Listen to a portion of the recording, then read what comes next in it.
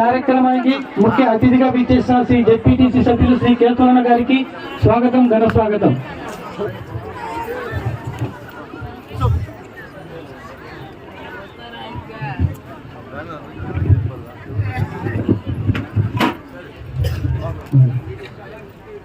గౌరవనీయులు మన ఎమ్మెల్యేగా శ్రీ వెంకటేశ్వర గౌడ గారికి స్టేజ్ మీద ఆసనాలు కావాల్సిందిగా,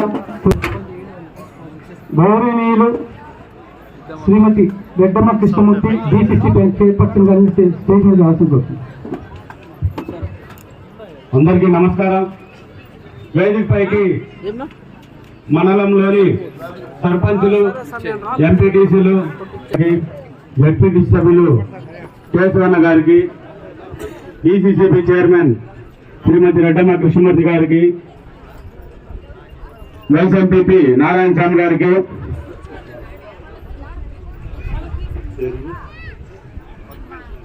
స్పెషల్ ఆఫీసర్ అన్నపూర్ణ మేడం గారికి, తహసీల్దార్ గారికి, గారికి, పెద్దలు కొంచెమంతల రెడ్డప్ప గారికి, గనినాయనపల్లి సర్పంచ్ శంకర్రెడ్డి గారికి, దేవేందర్ రెడ్డి సర్పంచ్ గారికి, రామరాజు గారికి, గంగవారపల్లి ఎంపీటీ సభ్యులు రాజు గారికి, ఇంకా తోళ్ళు ఏమైనా మర్చిపోయింటే అన్నదా భావించదండి. అందరికీ ధర్మపురి సర్పంచ్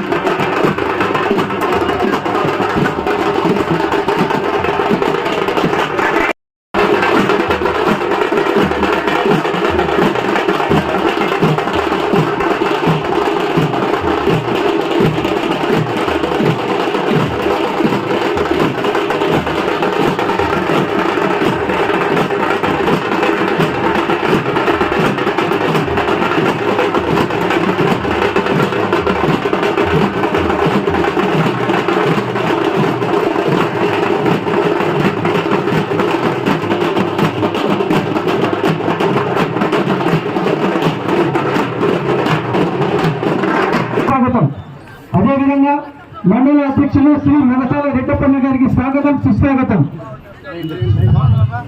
అన్నదాతలను ఆచారంగా పలకరిస్తున్నటువంటి మన ఎమ్మెల్యే ఎంపీపీ గారు, దయచేసి మీ సీట్లను మీరు కూర్చోండి. ఎమ్మెల్యే గారు మీ దగ్గరికి వస్తున్నారు.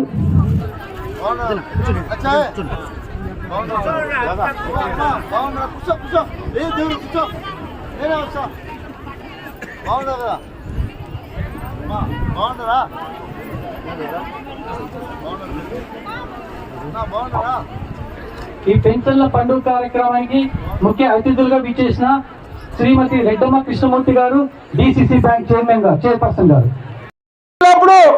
మాత్రమే వస్తారు. తెలుగుదేశం వాళ్ళు గుర్తుపెట్టుకోండి. నేను ఎమ్మెల్యే కాకముందు కూడా ప్రతి ఇంటికి 2 సార్లు వచ్చాను. అవ్వాతాత గుర్తుందా? ప్రతి ఇంటికి వచ్చాను. నేను ఎమ్మెల్యే కాకముందు ప్రతి గడప తొక్కాను. ఎమ్మెల్యే అయిన తర్వాత 2 సార్లు ప్రతి గడపకి వచ్చాను. అంతకు ముందు ఉన్నటువంటి ఎమ్మెల్యేలు ఎవరైనా సరే మీ ఊర్లోకి వచ్చి, అవ్వా మీకేం కష్టం ఉంది, తాత మీకేం కష్టం ఉంది, మీకేమైనా సమస్య ఉంటే నాకు చెప్పండి, నేను చేస్తానన్నటువంటి శాసనసభ్యులు ఎవరైనా చూశారని అడుగుతా ఉన్నా నేను మిమ్మల్ని. ఈరోజు ఇన్ని చేశాం, మేము ఇంత కష్టపడ్డాం కాబట్టి ఈరోజు మేము అడుగుతా ఉన్నాం మళ్ళీ మాకు ఓటేయండి అని. వాళ్ళు ఏం చేశారని మిమ్మల్ని దగ్గరకు వచ్చి ఓటు అడిగి హక్కుంది అడుగుతాడు అవ్వా నేను మిమ్మల్ని.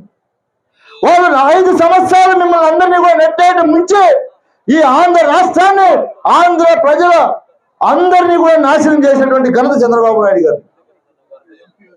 ఈరోజు మీరందరూ కూడా గమనించాల్సింది ఒకటే, ఈ 5 సంవత్సరాల్లో ఎప్పుడైనా సరే ఏ తెలుగుదేశం నాయకుడైనా మీ ఇంటి దగ్గరకు వచ్చారా?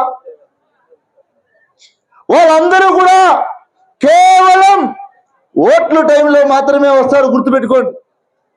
2009లో ఓట్లు వేసుకొని పోతే 2014 ఎలక్షన్కి వచ్చారు. మళ్ళీ 2014లో ఓట్లు వేసుకొని పోతే 2019 ఎలక్షన్ అప్పుడు వచ్చింటారు మీ ఊరికి ఓటు అడిగేదాన్ని.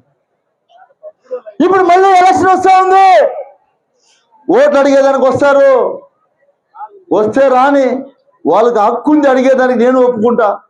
కానీ తప్పులు చెప్తే ఎట్లవ్వా తాత, తప్పులు చెప్తే ఎట్లా? జగన్మోహన్ రెడ్డి గారు ఇన్ని చేస్తే ఏమీ చేయలేదు జగన్మోహన్ రెడ్డి గారు. మీకు మళ్ళీ మేము అధికారంలోకి వస్తేనే మీకు అన్నీ చేస్తాము అని చెప్తా ఉన్నారు. మీరు దానికి ఒప్పుకుంటారా? ఏమీ చేయని చంద్రబాబు నాయుడే ఇన్ని మాట్లాడితే అన్నీ చేసేటువంటి మేము ఎన్ని మాట్లాడాలని అడుగుతా ఉన్నా తాత. అవుని నిజం చెప్పండి.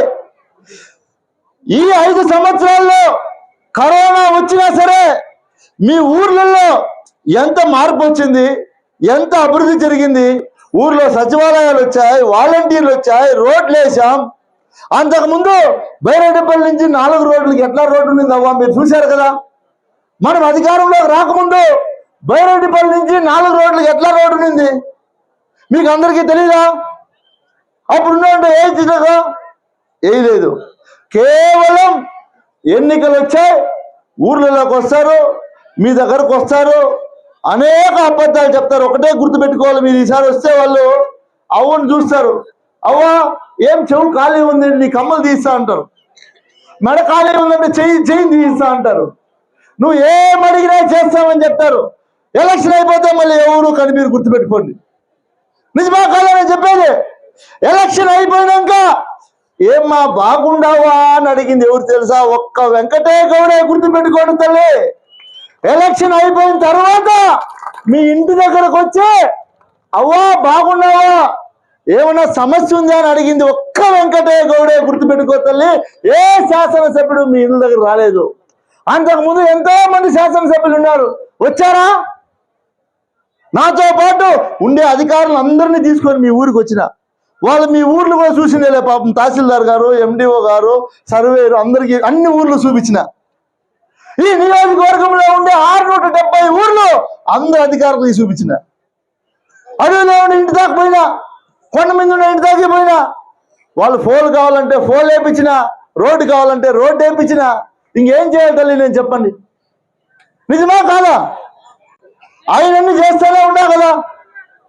కరోనా వచ్చి 2 సంవత్సరాలు అల్లకల్లోలం అయిపోయినా నేను మీతోనే ఉన్నానా లేదా? ఈరోజు ఎలక్షన్ల కోసం నేను రాలేదు కదా. మీరు ఎలక్షన్ల కోసం వచ్చేవాడిని నమ్ముతారా, ఎల్లప్పుడూ మీతో ఉండేవాడిని నమ్ముతారా నేను అడుగుతా ఉన్నాను తల్లి. 10 నెలలు పబ్బం గడుపుకొని లాస్ట్ ఎన్నికల సమయంలో జగన్మోహన్ రెడ్డి గారికి మళ్ళీ అవ్వా తాత ఎక్కడ పట్టం కడతారో, మళ్ళీ ఆయనకి ఎక్కడ ఓట్లు వేస్తారో, ఆయన ఎక్కడ ముఖ్యమంత్రి అయిపోతాడో అని భయపడి ఆఖరి నెలలో మీ అందరికీ కూడా 2000 రూపాయలు ఇచ్చారు. గుర్తుందా అవ్వా తాత? అడుగుతా ఉన్నా నేను మిమ్మల్ని. ఆయన అప్పుడు పరిపాలించినటువంటి 5 సంవత్సరాలు 2000 ఇచ్చింటే మీరు అందరూ సంతోషంగా ఉండేవాళ్ళు కదా. ఉండేవాళ్ళ కాదని అడుగుతా ఉన్నా. ఇవ్వలేదు. జగన్మోహన్ రెడ్డి గారు ఒకటే చెప్పాడు ఆ రోజు, నేను 2000 రూపాయలు ఉన్నటువంటి పెన్షన్ని 2250 అలాగే పెంచుకుంటూ 3000 రూపాయలు చేస్తానని చెప్పాడు ఎన్నికల ముందర. అవ్వా తాత గుర్తుందా మీకు ఈ మాట? ఏదైతే మాట చెప్పాడో అదే మాట ముఖ్యమంత్రి అయిన మరుక్షణం ఆయన ప్రమాణ స్వీకారమైనటువంటి మొట్టమొదటి సంతకం అవ్వా తాత పెన్షన్లు 2250 రూపాయలు సంతకం పెట్టాడు. గుర్తుందో లేదో మీకు? అదేవిధంగా ఆ తర్వాత సంవత్సరం 2500 చేశాడు, తర్వాత 2750 చేశాడు, ఇప్పుడు 3000 చేశాడు. జగన్మోహన్ రెడ్డి గారు ఏదైతే ఎన్నికల సమయంలో మాట ఇచ్చాడో మీరందరూ కూడా రైతులు కావచ్చు, విద్యార్థులు కావచ్చు, యువత కావచ్చు, అందరూ కూడా గుర్తుపెట్టుకోవాల్సింది ఒకటే, ఎన్నికల సమయంలో జగన్మోహన్ రెడ్డి గారు ఏదైతే మాట చెప్పాడో వాటినన్నిటినీ కూడా 98% పూర్తి చేసినటువంటి ఘనత జగన్మోహన్ రెడ్డి గారిని గుర్తుపెట్టుకోండి. ఎందుకు ఈ మాట చెప్తున్నానంటే మీరందరూ కూడా ఇది వినాలా. 2014లో చంద్రబాబు నాయుడు అనుభవస్తుడు, ఆయన చెప్పినటువంటి 600 అబద్ధాల హామీలు మీరందరూ కూడా నమ్మారు. ఎన్నికల సమయం వస్తే చంద్రబాబు నాయుడు మైకెత్తుకొని ఏమేం చెప్పాడో మీకు గుర్తుందా? అవ్వ తాత నేను అడుగుతాను మిమ్మల్ని అందరినీ. ఆ రోజు మైకెత్తుకొని ఇలా చూసి యువతను చూసి ఎవరైతే యువత ఉన్నారో ఇంటికి ఒక ఉద్యోగం ఇస్తానని చెప్పాడు ఆ రోజు చంద్రబాబు నాయుడు.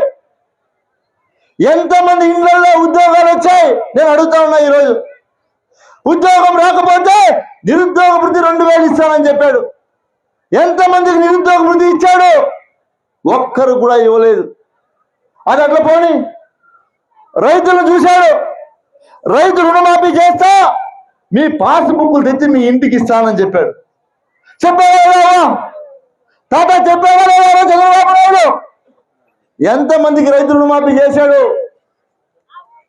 తర్వాత మహిళలు, డోక్రా గ్రూపుల్లో ఉండే అక్క చెల్లెములు, వాళ్ళు ఎంతో కష్టపడి ఎన్నో సంవత్సరాలుగా గౌరవం కాపాడుకున్న ఆ ఊర్లో వాళ్ళ ఎన్నో కష్టాలు ఒడిదుడుకుల మధ్యలో ఆ గ్రూపులలో గౌరవంగా బతుకుతున్నటువంటి అక్క చెల్లెములందరినీ కూడా అవమానం పరిచేటువంటి వ్యక్తి చంద్రబాబు నాయుడు కాదని అడుగుతా ఉన్నా. డోక్రా రుణమాఫీ చేస్తానని చెప్పాడు. అక్క చెల్లెములు ఎవరు ఆ రోజు గ్రూపులో డబ్బులు కట్టలేదు. నువ్వు అధికారంలోకి వచ్చిన తర్వాత డోక్రా రుణమాఫీ చేసావా? చేయలేదు. ఇంకా మోసం. ఇట్లా చూసి అవ్వ నీ మెల్ల చైన్ ఏమైంది అడిగాడు. బంగారు కుదువు పెట్టేశాను బ్యాంకులో ఉంది అని చెప్పింది ఆ అవ్వ. అవ్వా నువ్వు నాకు ఓటే, మనం అధికారంలోకి వస్తానే నువ్వు కుదువ పెట్టిన బంగారు నీ బీరువాలో తెచ్చి పెడతానని చెప్పాడు. ఎంతమంది బంగారు బీరువాలో తెచ్చి పెట్టాడు చంద్రబాబు నాయుడు అడుగుతాను నేను. నిజమా కాదా అమ్మా? చంద్రబాబు నాయుడు చెప్పేదంతా కూడా ఇలాంటి మాయ మాటలే. గుర్తుపెట్టుకోండి, ఎన్నికల దగ్గర వచ్చిందంటే అన్ని అబద్ధాలే చెప్తాడు. మీరు ఏదైనా మాటలు నమ్మి మోసపోతే మన నెత్తిని మనం మున్నేసుకున్నట్లే చంద్రబాబు మాట నమ్మితే. ఎందుకు ఈ మాట చెప్తా ఉన్నానంటే అవ్వ తాత అన్నలారా మీరందరూ గుర్తుపెట్టుకోవాల్సింది ఒకటే, జగన్మోహన్ రెడ్డి గారు చెప్పినటువంటి మాట ఈరోజు నెరవేర్చాడా లేదా? ఎన్నికలు అయిపోయిన తర్వాత, ముఖ్యమంత్రి అయిన తర్వాత గ్రామాల్లో ఎంత అభివృద్ధి జరిగింది? మీ ఊర్లలో మీకు అందరికీ తెలుసు. మీరు పుట్టినప్పటి నుంచి మీ ఊర్లలో స్కూల్ ఎట్లుండింది మీరే చెప్పండి. మీ పాఠశాలలు ఎలా ఉండింది? ప్రభుత్వ పాఠశాల ఎలా ఉండింది? ప్రభుత్వ పాఠశాలలో విద్య ఎలా ఉండింది? ఈ రోజు ప్రభుత్వ పాఠశాలలో మీ మనమళ్ళు కానీ మీ బిడ్డలు కానీ చదివే స్కూల్ ఎలా ఉన్నాయి మీరే చెప్పండి. వాళ్ళకు మంచి భోజనం పెడతారా లేదా? కొన్ని వేల కోట్లు వెచ్చించి ఏదైనా మనం భావి తరాలకు బాట వేసి పిల్లలకు మంచి భవిష్యత్తు ఇస్తాము అంటే, అది అందింది అంటే అది కేవలం ఒక విద్య అని గౌరవించినటువంటి వ్యక్తి మన ముఖ్యమంత్రి జగన్మోహన్ రెడ్డి గారు. గుర్తుపెట్టుకోండి, ఆస్తులు ఇవ్వలేం, అంతస్తులు ఇవ్వలేం, మంచి చదివిస్తే పిల్లాడు మంచి భవిష్యత్తు ఉంటుంది, మంచి ఉద్యోగ అవకాశాలు వస్తాయి, రేపు బయట దేశాల్లో కూడా పోయి మంచిగా సంపాదించి వాళ్ళ కుటుంబాన్ని పోషించే శక్తి వస్తుందని ఆలోచించినటువంటి గొప్ప నాయకుడు జగన్మోహన్ రెడ్డి గారు. గుర్తుపెట్టుకోండి, ఇవన్నీ కూడా ఎవరి కోసం చేశారు జగన్మోహన్ రెడ్డి గారు? ప్రజల కోసం. ప్రజలు బాగుండాలి. మనవల్ని ముఖ్యమంత్రిని చేశారు. మా నాన్నను ముఖ్యమంత్రిని చేసినప్పుడు మా నాన్నగారు 2 అడుగులు ప్రజల కోసం ముందేస్తే ఈయన ఏకంగా 4 అడుగులు ముందుకేసి ప్రజలకు ఏ అవసరం ఉందో వాటిని అన్నింటినీ కూడా నేరుగా మీకు అందించే ప్రయత్నం చేస్తున్నటువంటి వ్యక్తి జగన్మోహన్ రెడ్డి గారు. అలాంటి గొప్ప నాయకుడి పైన ఈ రోజు నేను అడుగుతా ఉన్నా, ప్రతిపక్షం వాళ్ళందరూ కూడా మీ ఊర్లోకి వచ్చింటారు. తెలుగుదేశం నాయకులు ఈ రోజు మీ ఊర్లోకి వస్తా ఉన్నారు. ఇప్పుడు ఎందుకు వస్తారంటే ఎలక్షన్లు వస్తా ఉన్నాయి కాబట్టి వస్తారు.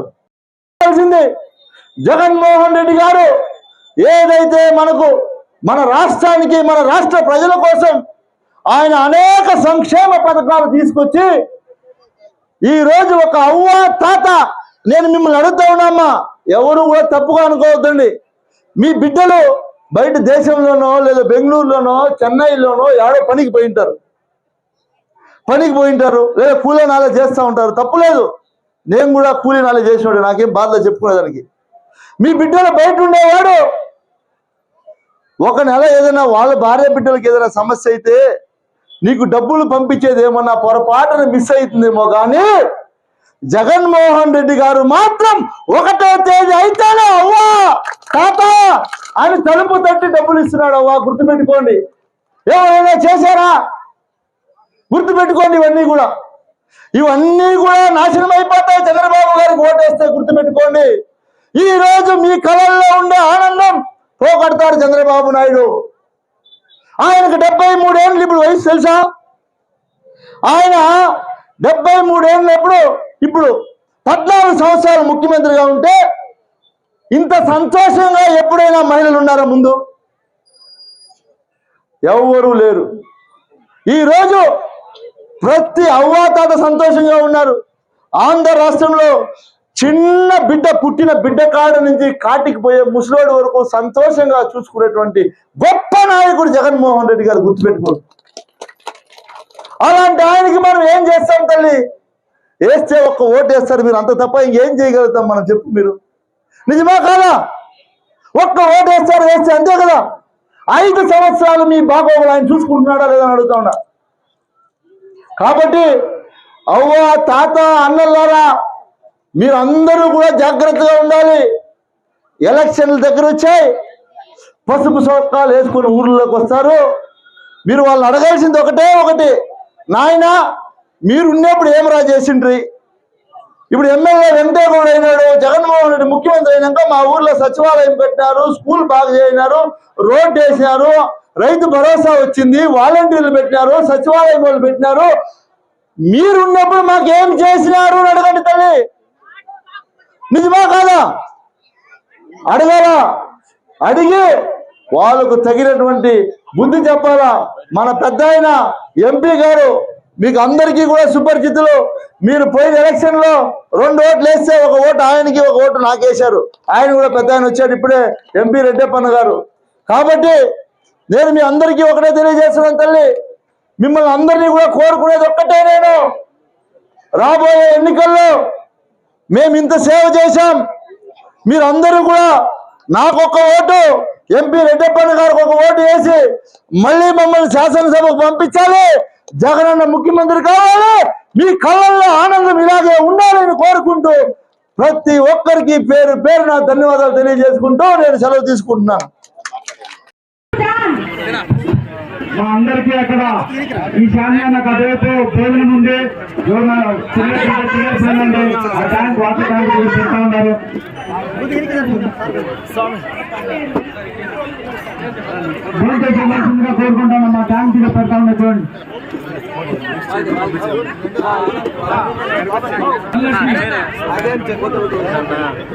ధనలక్ష్మి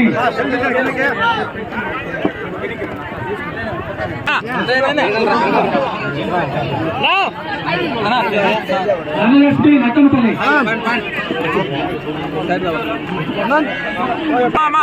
చూడండి వచ్చిందా మంజులమ్మ.